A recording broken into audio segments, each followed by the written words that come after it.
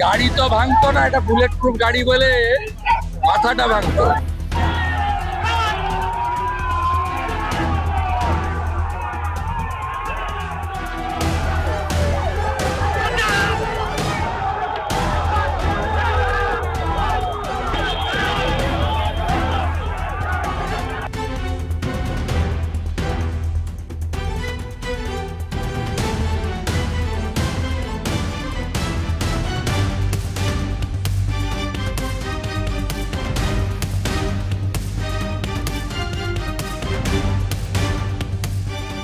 খাগড়াবাড়ি অঞ্চলে শান্তিপূর্ণ অবস্থান চলছিল উত্তর বিধানসভা কেন্দ্র।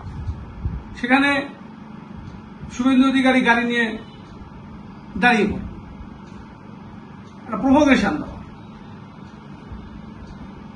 বিরোধী পক্ষকে উত্তেজিত করা, এটা হচ্ছে তার টার্গেট। যার ফলে একটা বিশৃঙ্খল পরিবেশ ওখানে তৈরি হয়েছে 2 মিনিটের জন্য। সেটা পুলিশ তৎক্ষণাৎ নিয়ন্ত্রণ করে কনভয় বের করে দিয়েছে।